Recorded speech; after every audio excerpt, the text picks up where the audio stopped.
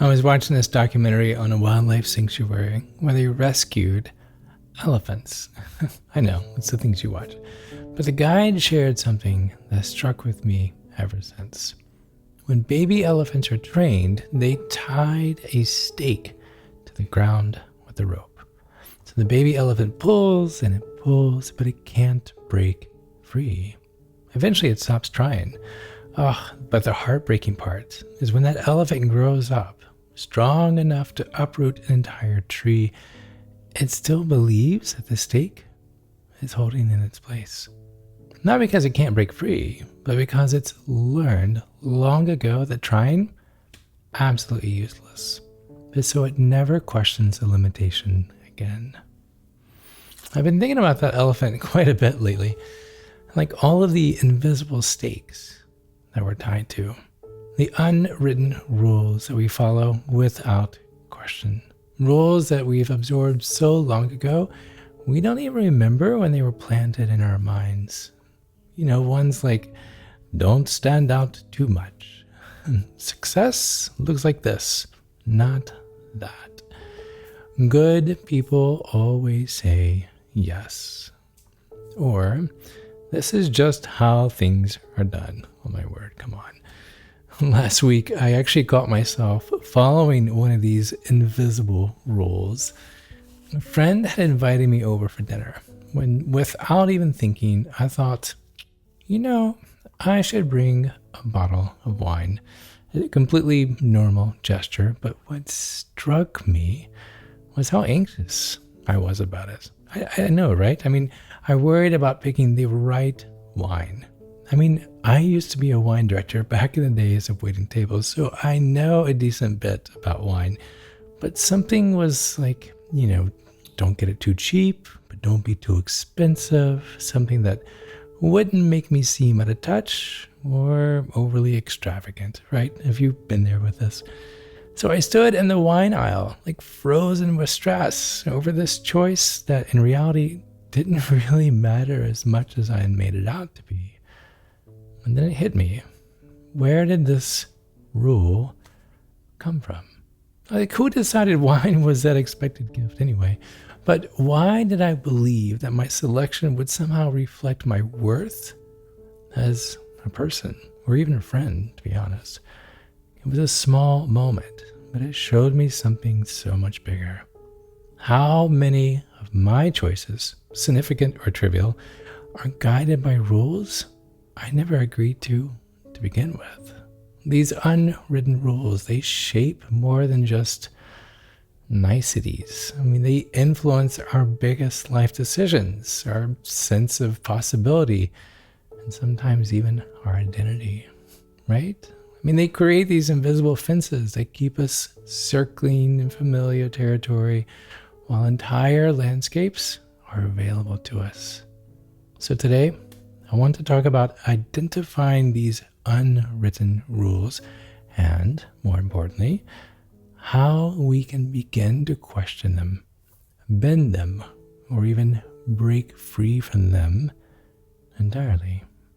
I'm Chad Lawson, and let's calm it down in 3, 2, 1.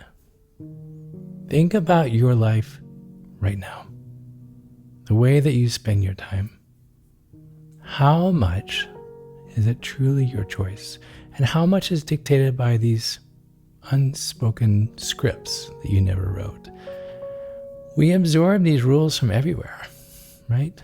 We get them from family, we get them from culture, from social media, even the stories that we actually consume.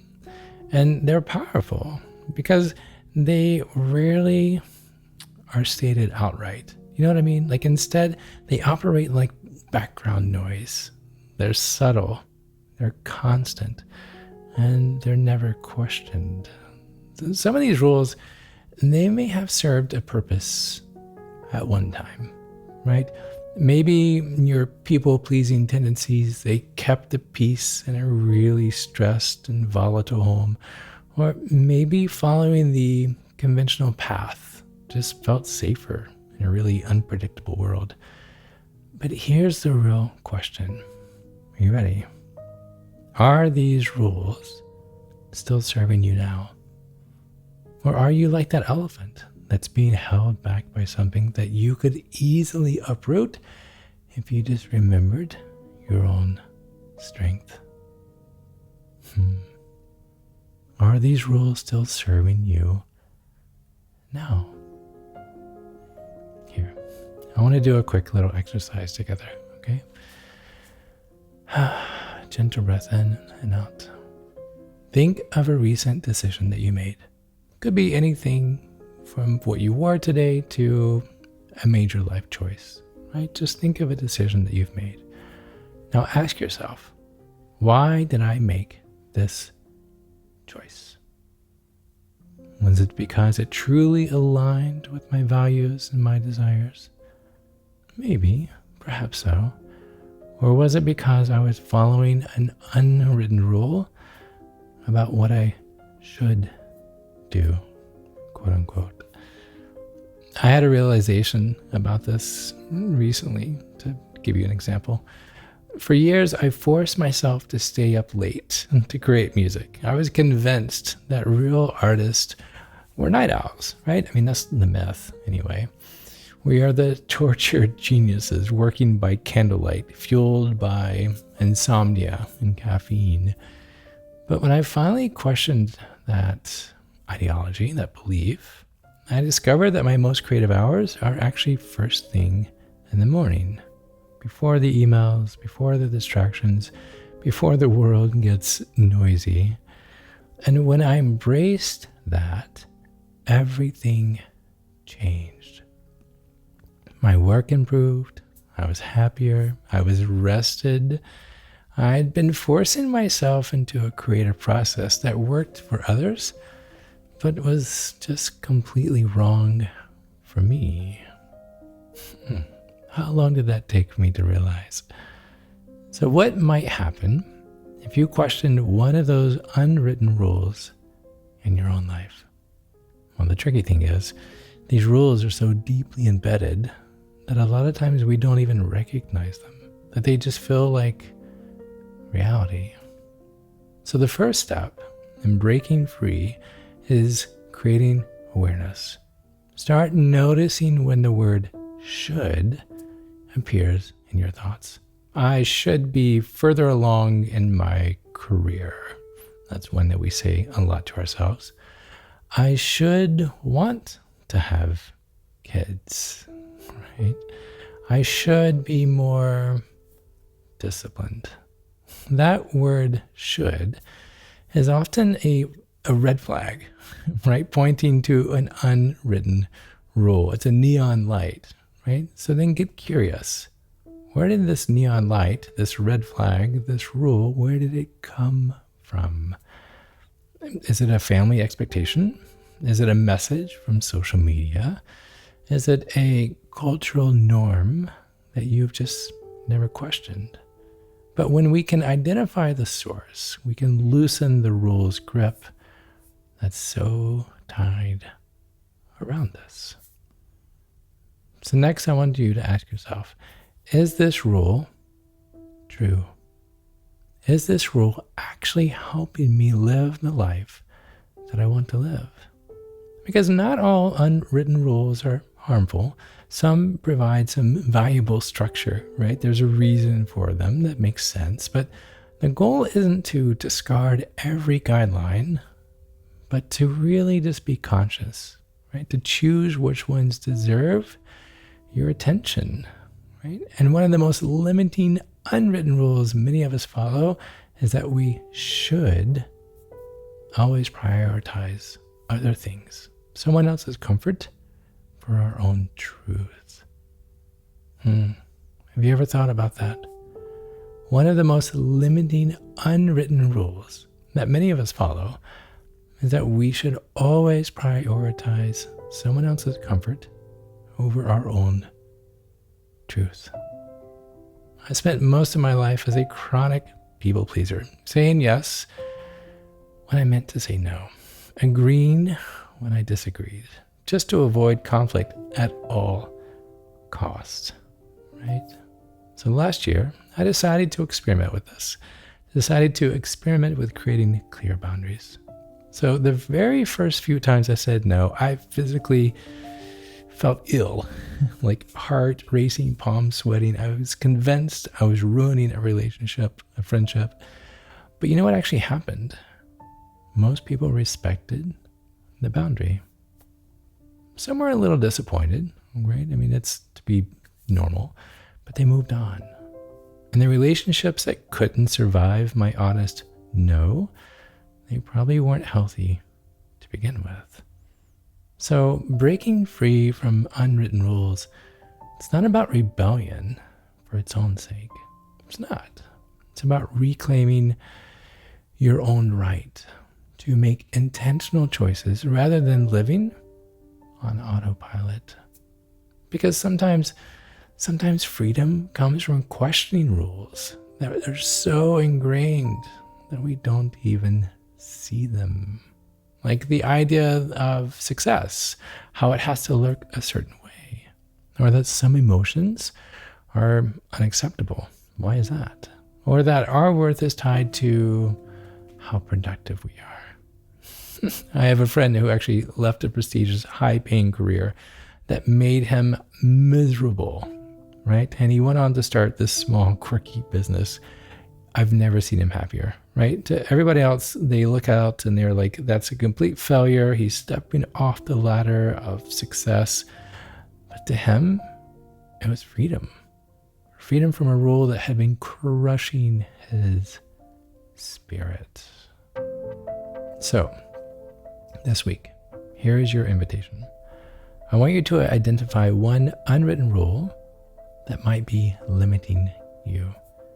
Write it down and then ask, where did I learn this rule? Is it actually true? Is it just something that I've been told is true? What would happen if I gently challenged this rule? And what might become possible if I weren't bound by this limitation? You don't have to make dramatic changes overnight. No one is asking that. Actually, I would caution you. But noticing these invisible constraints, because they can begin to loosen their hold when we do this. Where did I learn it? What would happen if I challenged it? And how may it be limiting me? I'm going to be honest, these aren't easy questions. So give yourself some grace, some time, some honesty, some gratitude for even asking yourself these questions, because this is a lot. Do you remember the elephant from earlier? So researchers found that if you untie an adult elephant that's been conditioned this way, a lot of times it often stays in one place. But if you place an incentive, like food, just beyond its perceived boundary, it eventually rediscovers its freedom. I wonder what would happen with a chocolate chip cookie. Anyway, sorry. But we're not so different, are we? I mean, these small steps, right? And they bring us beyond our limitations, and they can remind us of our own strength. So what stake might you begin to uproot this week? What might be holding you in place when it hasn't been tied to you all along? Let me know. I would love to hear from you. I would love to know. May you find peace and freedom and comfort in this new awareness. And thank you. Thank you for listening. Thank you for living. And until next time, be kind to your mind and join me again as we calm it down. To find more episodes of Calm It Down, see where I may be appearing in your area, or just simply want to know where to send me some chocolate chip cookies, visit calmitdownpodcast.com. This podcast was written and produced by yours truly, Chad Lawson, composer, pianist, and nationally recognized Sweet Tooth. The views, expressions, and techniques in this episode are of my personal opinion and not intended, nor should they, serve as a substitute for medical advice or diagnosis rendered to you by your individual doctor or other healthcare provider. Only a licensed physician should evaluate your situation, provide a diagnosis, or render other medical advice to you. And you should only act upon the advice of this physician. Now, I'm an extreme empath by nature, but my profession is that of a composer and pianist, not a licensed therapist or physician. I hear from thousands of listeners how my music has helped them through various stages of emotional needs, and I simply want to offer this in future podcast episodes to aid those needs. So to find a list of licensed professionals in your area, please visit calmitdownpodcast.com. And if you've enjoyed today's episode, please leave a review, or better yet, share it with a friend. While it takes less than 60 seconds to do, its impact will last for years to come, as every little bit helps in growing the awareness and the importance of mental and emotional health. Thank you for listening. Thank you for living. And until next time, be kind to your mind and join me again as we calm it down.